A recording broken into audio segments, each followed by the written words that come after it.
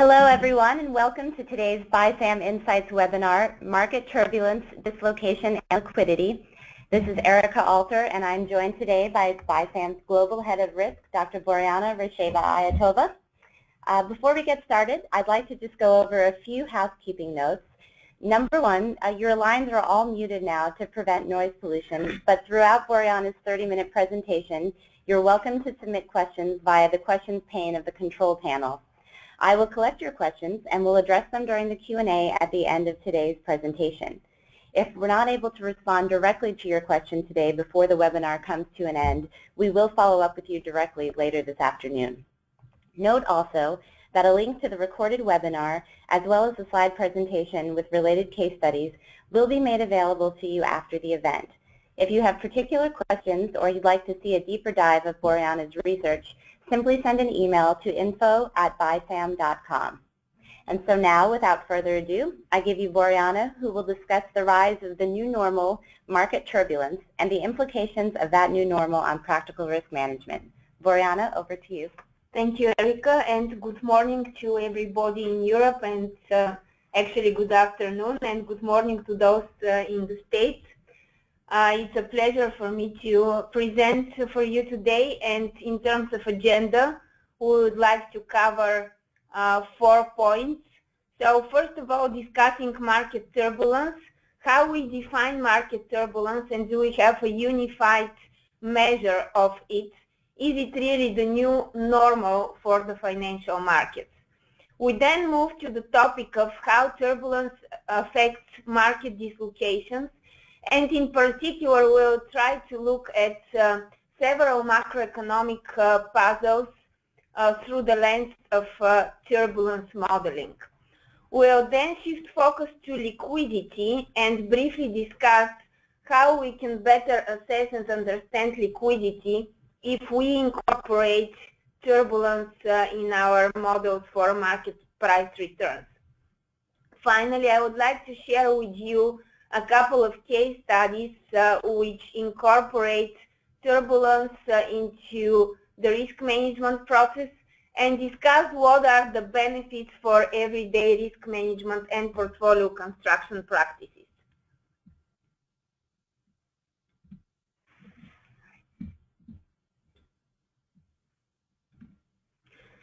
So, what is market turbulence, and can we measure it?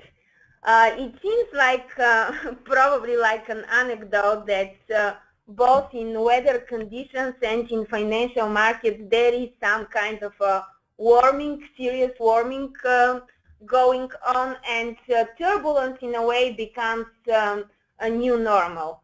However, of course, with regard to weather conditions, we are all able to check what the turbulence on a particular route is expected to be in the foreseeable future, next hour or day or whatever. This is not so easy, however, in terms of providing like a map of financial turbulence, in terms of mapping out turbulence levels into different markets, regions, or asset classes. So we sorted it out on one end, but can we do something about financial market turbulence? Do we have a way to define it, clear way to define it, to measure it, assess it, and then really construct something like a map to guide our risk management process as well as portfolio reallocation process? So can we have a map to basically drive our allocation decisions better? So how can we define turbulence? So I would look at FT every other morning and would probably find an article saying turbulent markets during Q1 this year, and then the article continues the volatility of the markets throughout the year and so forth. So I noticed that we use this term turbulence in a very vague way and often interchanging it with volatility. But is turbulence really the same as volatility or not? So probably one of the key points that I would like to draw to your attention today is that turbulence is actually something different from volatility. It is more like volatility of volatility. And from that standpoint, it can be indicative of a potential future increase of the volatility itself. So we can observe turbulent markets when the volatility is still low. And of course, turbulence can continue during high volatility periods also. So it is a different measure, and it provides definitely an additional information compared to just the volatility measure. So what are the approaches to measure turbulence? So what are the different measures that we can use? One of the approaches would be to really assess how different the behavior of a particular market factor or market return is from the normal conditions or from the normal distribution.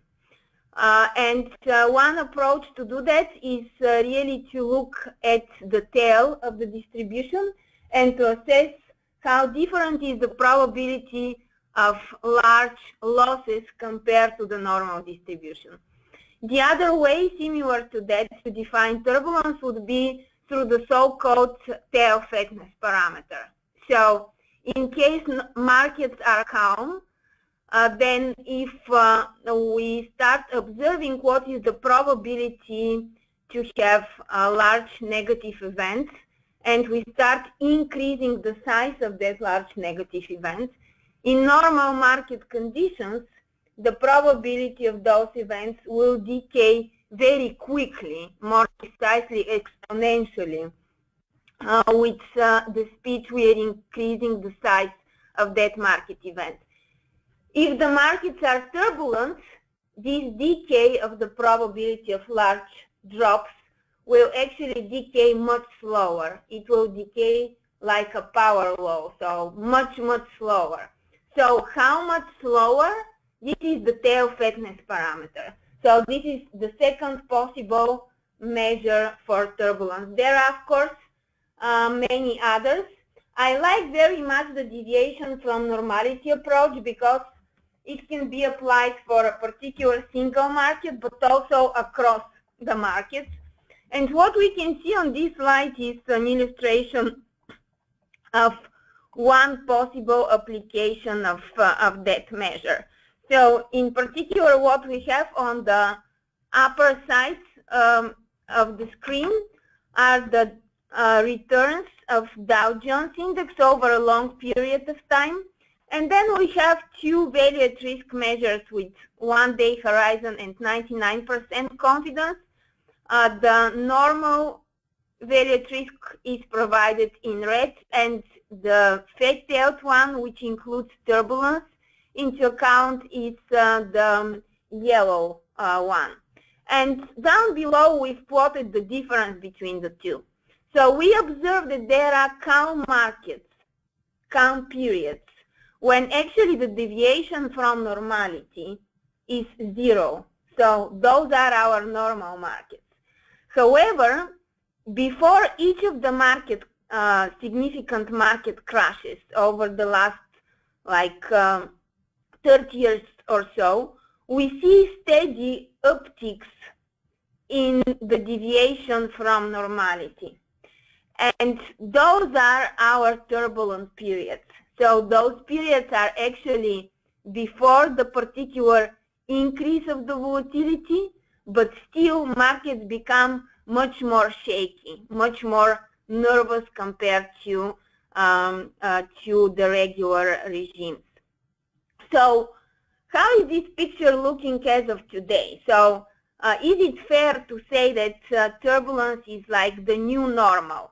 If we continue that chart and zoom it out to most recent periods like 2006, 7, 8 up to now, we see that post-2007 and in particular after the 2008 crisis, this spread, deviation from normality, is never at 0.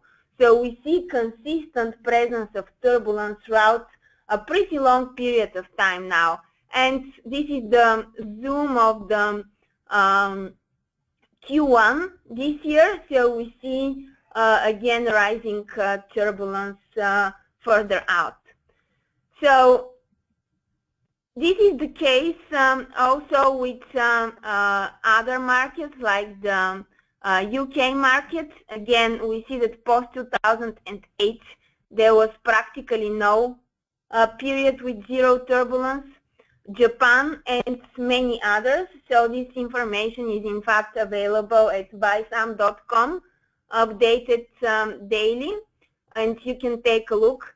But the reality really, and this is the essence here, we are now in a period in which turbulence is indeed the market environment, and in a way it should be reconsidered as the new normal, and further kind of ignoring that aspect of the dynamics of the markets would be probably quite limiting. So one can ask a question, is that turbulence that we currently observe due to macroeconomic conditions? Because if so, we all believe and hope that eventually at some point of time things will calm down, economies across the globe will improve, and probably we would enter again like a more steady regime. Well, to our opinion, this is only one kind of side of the turbulence story. We believe that there are also other factors that are permanent factors in a way that significantly contribute to this global market warming that we observe. And those factors, all of them are probably related to the fact that the financial system is an evolving system which changes, and over the course of the last 6-7 years, we observe significant changes in how the markets operate. So we see differences, significant evolution of the behavior of the market participants. We observe significant convergence between the behavior and also investment strategies of the different players on the market. We observe much stronger strategies, interactions, so crowding is a big effect out of that we observe, herding and so forth, out of which actually market dislocations become much more pronounced. So we see much larger dislocations between the observed market prices in certain asset classes or a particular instrument types with what should be the theoretical price for those. Also technology, there are obviously significant improvements in the technology and just how trades are executed. So this also contributes to the market speed and in a way also severely emphasizes the signal-to-noise problem in terms of several characteristics of the market prices.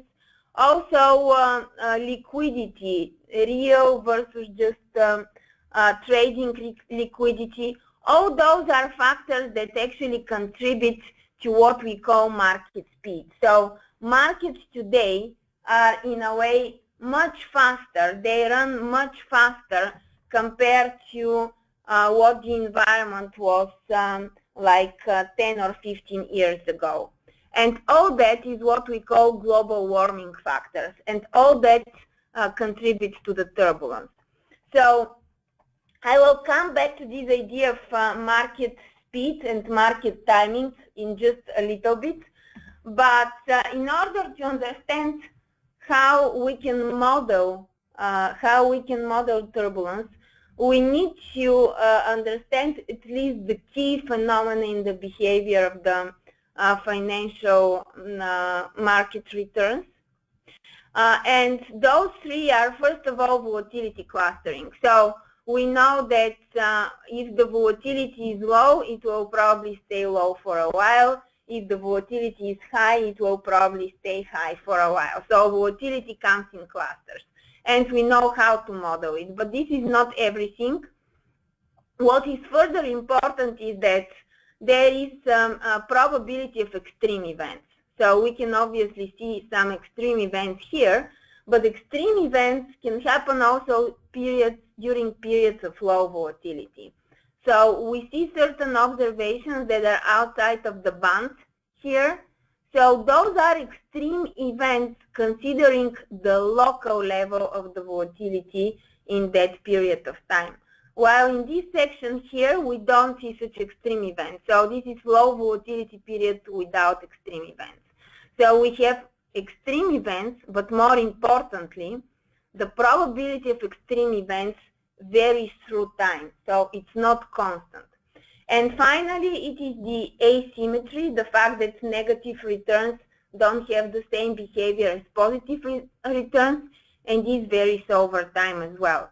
So those are the three components: volatility clustering, time-varying probability of extreme events, and asymmetry. So I spent a little bit of time to discuss the fact that volatility and turbulent markets are not the same. And this is indeed the case. So we know that volatility can be well modeled using Garch-style models, which we did for Dow Jones, and those are the Garch volatilities.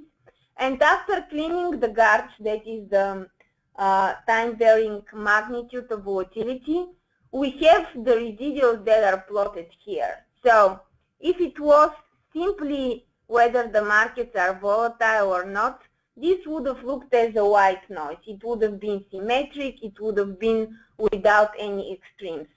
So this is definitely not the case, as we can see from the histogram. Also, turbulence or tail thickness, it varies across different assets. So the previous examples were index level. Now we look at the constituents of S&P 500 just for a single date. And what we can see is that actually the level of fat tailness varies across those constituents quite dramatically. So we have constituents that are very close to normal, and we have stocks that are extremely fat-tailed, coming from the same S&P 500 universe. Also, the tail fatness or turbulence varies through time, which is illustrated in the second portion of that slide.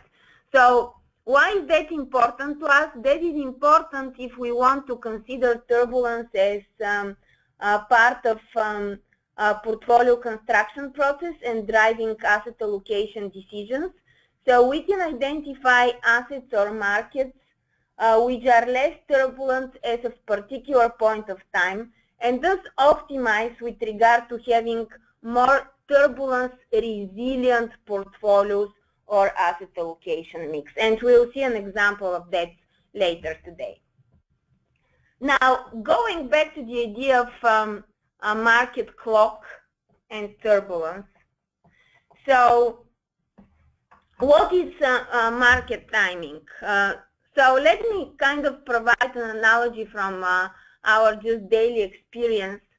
And all of us probably have noticed on numerous occasions that if we sit in a room with somebody with whom we are having an interesting chat and we enjoy the time together, the time, we just say that like that, the time flies, right? So we feel that the time goes much faster compared to our physical time. So we exit the room, we look at our clock, and suddenly we realize, oh, it's 1 hour past, I thought it is like 15 minutes.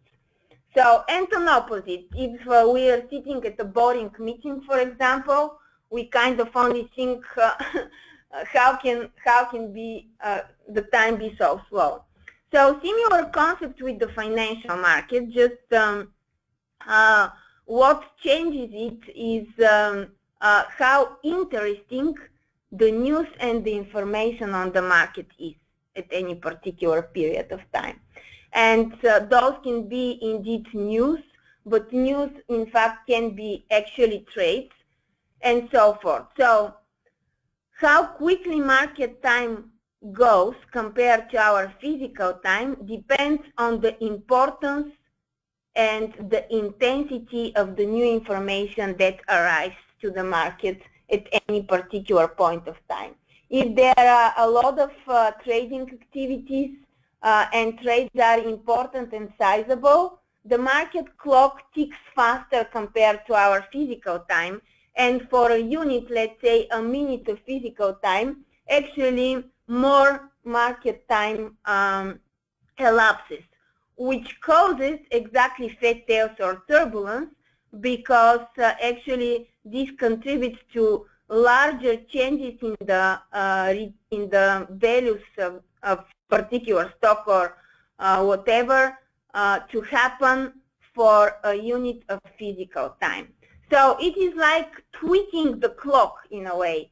And if we simply incorporate such a procedure into a statistical model, what would happen is that out of just a white noise process that you see here with Gaussian normal innovations, we'll come up with a picture that is a very typical picture of financial market returns. So by squeezing the time in and out, when we squeeze out the time, actually we generate those large observations and vice versa. And the notion of that is through subordinated models. I would encourage you to send us requests for more information so that we don't dig into the details right now. We'll be happy to reply via email. So going to the next section, how does that relate to financial economic puzzles? Why is that important for us? So first of all, the macroeconomic puzzle that we are all aware of, equity premium puzzle, the fact that equity returns, the size of the equity returns can't be justified by the relative size of the volatility compared to fixed income, the dividend puzzle, volatility smile, uncovered interest rate parity puzzles. Those are all kind of phenomena that we consistently observe across financial markets globally. Those are phenomena that first of all, academia was trying to resolve for a long period of time, different people proposing different approaches. But more importantly, if we think what is at the heart, probably not so immediately visible, but what really drives all or almost all, at least traditional investment strategies, we'll find out that it is one of those puzzles. So taking advantage of one of those or more than one of those market inefficiencies. So obviously understanding those better would help us to also understand what are the long-term possible outcomes from building different strategies, as well as fine-tuning them to current market conditions. So what is interesting here is that although there have been numerous attempts to resolve those puzzles over time, and different authors proposing very interesting and valid concepts for each one of them, there is only one unified approach in improving the modeling, the underlying conceptual framework, how we look at the financial markets, that actually resolves all of the puzzles that we observe at once, not only those key 4 puzzles that I mentioned, but really many others. And the way to modify the underlying conceptual framework in the modeling is exactly this, to include time varying probability and severity of disaster events. And this is turbulence. This is nothing more than incorporating turbulence. And in that case, the equity premium puzzle disappears. We see that actually that fact justifies then the extra risk premium required by equity investors, dividend puzzle, why we prefer dividend-paying stocks, and so forth. I want in particular to spend a bit more time on the volatility smile, and to illustrate how volatility smile disappears. So we are able to model the volatility smile when incorporating turbulence. So I've mentioned the three phenomena: volatility clustering, asymmetry, and tail fatness. And what we do here is we start to enriching the typical Black-Scholes formula out of which the volatility smile comes out. We start to enrich the Black-Scholes model with incorporating those phenomena one by one, turbulence being the third part of the modeling. So we first start with the normal Garch model. This is a Duans option pricing model. So Black-Scholes is improved by incorporating volatility clustering. And then we continue to enrich the modeling with including fat tails and asymmetry. So in particular, within our platform Cognity, we use classical tempered stable model. And you can observe the empirical tail of S&P 500 in dashed line. The normal tail is in red, and then the classical tempered stable fit is in blue. So we see that it models the tail much better. And also, although not so visible, this is the entire cumulative distribution chart. So it is a valid fat-tailed model, and when we do option pricing, actually it provides extremely good explanation and extremely good model of the volatility smile. So what we have here is examples of S&P calls. So different strikes are provided on the horizontal axis. Option price is on the vertical axis, and the three lines represent calls with different maturities.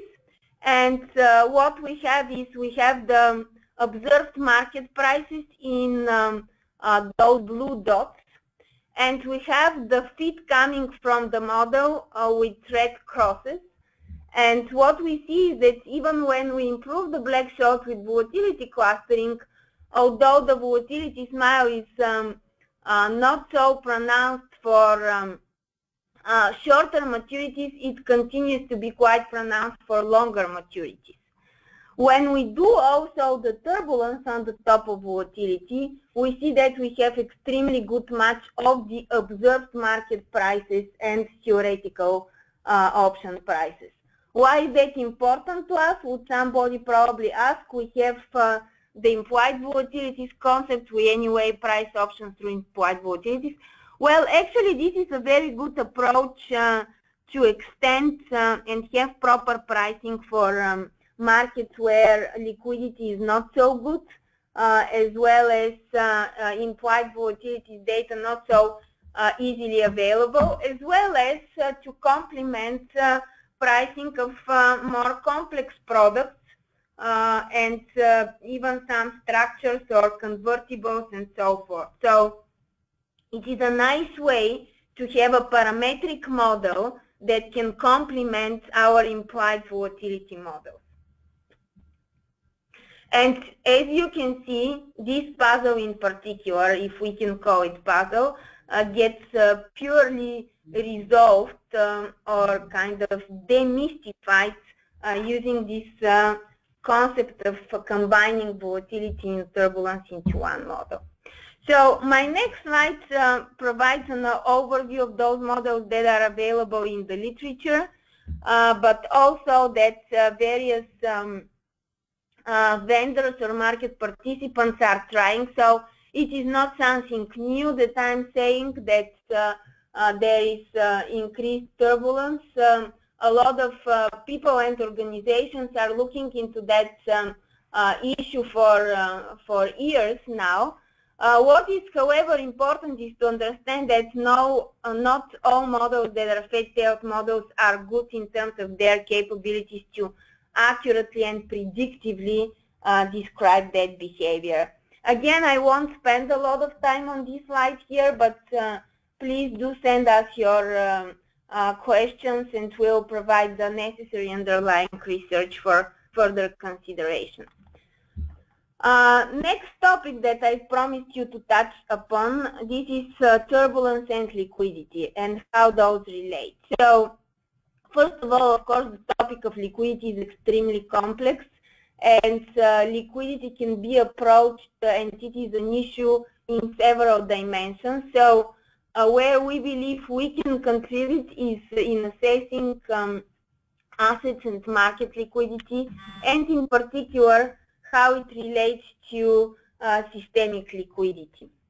And from that perspective, we are aware of various different liquidity measures, some of them having certain advantages or disadvantages over others. So bid-ask spread, volume, which is kind of disliked for various reasons, probably time to liquidation.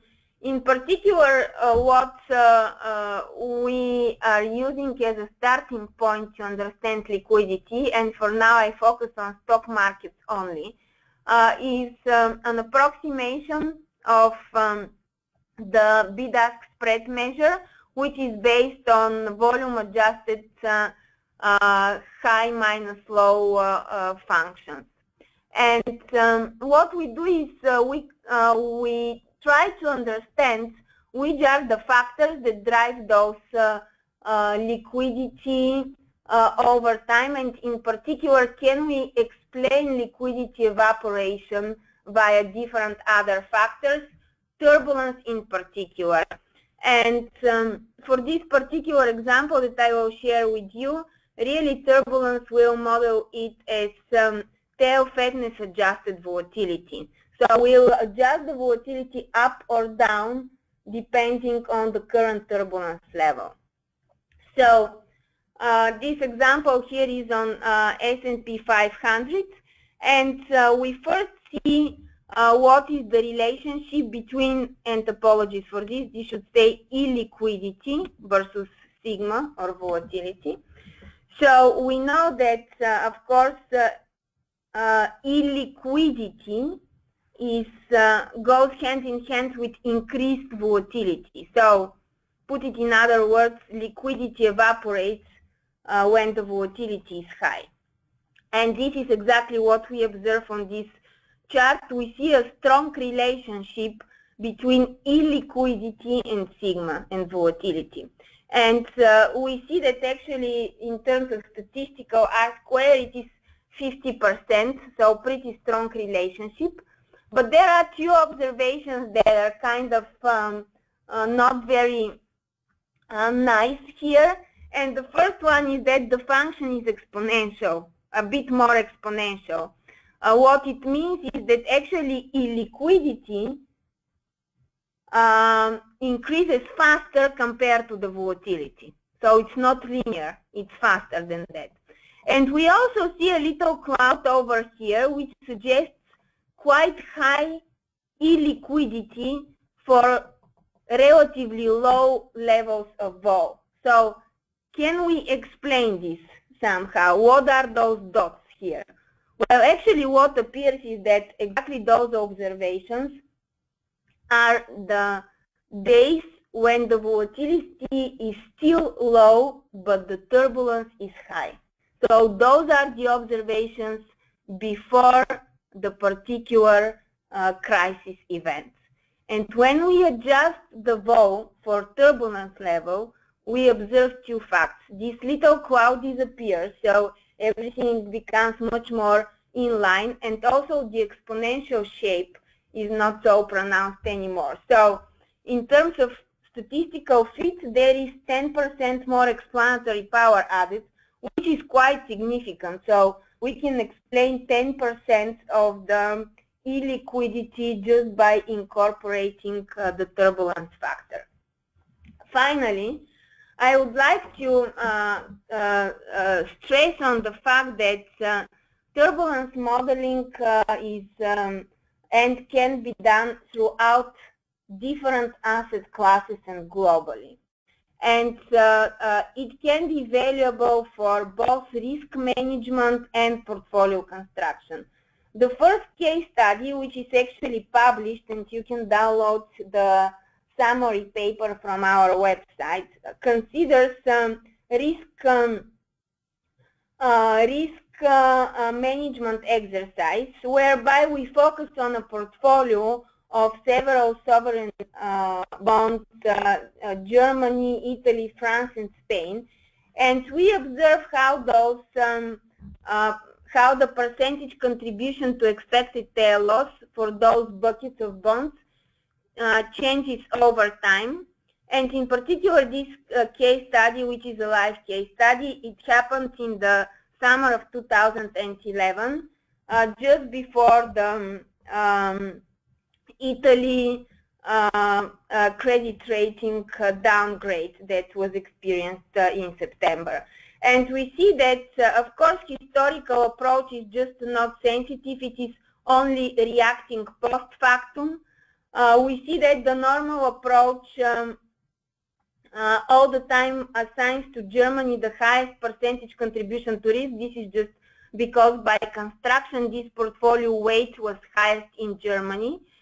And the fat-tailed or turbulence adjusted percentage contribution to ETL, we see that because of the weight, it's first heavier contribution coming from Germany. But before the actual downgrade, what happens is that the risk coming from Italy starts to increase, while that of Germany on a relative basis to decrease significantly. So there is an early warning indicator based on the early signs of turbulence that shows that the risk, although we are not changing the weights significantly of that portfolio, the contribution to risk from that particular exposure starts to increase. And the other example, again a real client example, again published and available on our website, is risk parity construction portfolio. So what we have here is the simple kind of illustration of the approach, whereby we have traditional asset allocation mix, that is the dark blue line, and then we have two risk parity portfolios constructed just based on volatility, one with just using in-sample volatility and the other one rolling volatility. Those two lines are more or less the same in terms of performance also. We see same characteristics in terms of average return, max drawdown, and so forth. And finally, if we include expected tail loss turbulence adjusted measure and do the risk budgeting based on it instead of the standard deviation, we see a portfolio, risk parity portfolio, that has better characteristics.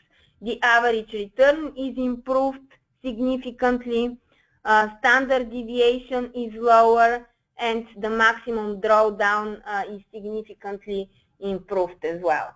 So we see now two applications, risk budgeting and portfolio construction, where indeed incorporating this additional measure of the state of the financial markets has real applications and value added for us being able to build portfolios with better performance and more resilient to market stress.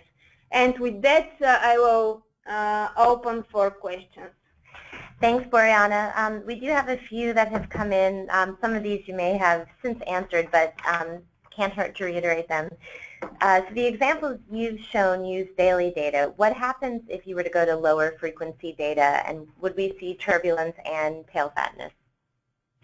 Yes, so this is a question that we often hear, and the answer is positive. So turbulence is effectively there even if we go to let's say monthly data. However, in order to really see it, you need to extend the observation period. So you can't do monthly turbulence modeling on 5 years of data. So we'll have to extend the time period. Next question, would the proposed approaches for turbulence and liquidity measures work across multiple asset classes? Yes, so this particular approach is, at least our research so far, focuses on the stock markets. There are alternatives that can be applied for fixed income, but exactly this approach is more stock specific. And then looks like we have several questions about the handouts, and just so everyone knows, we will distribute the handouts to everybody who has participated today, so you'll get an email with that. And then the last question is with regard to the Cognitive fat tail model and whether or not we typically outline the factors that make that model up, or is that proprietary to BISAM? Yes, so the factors that enter into the fat-tailed model of Cognity, they're the typical factors that everybody is used to work with. So those would be market factors, fundamental factors, style factors, and so forth. However, the way we model them and the way we project their behavior in the future is different compared to the traditional approaches. But our users are again able to see breakdown by the same set of factors that they're used to have in the more traditional applications. Okay. And then the last question is the last performance result based on out-of-sample allocation, or is it based on in-sample estimation? Yes, those are all out-of-sample backtests that are provided. Okay. And that is it for the questions. Thank you very much, Boriana. And to our participants, we thank you for spending part of your morning with us. And we do encourage you again, drop us a line at info@bisam.com if you have any follow-up questions for Boriana.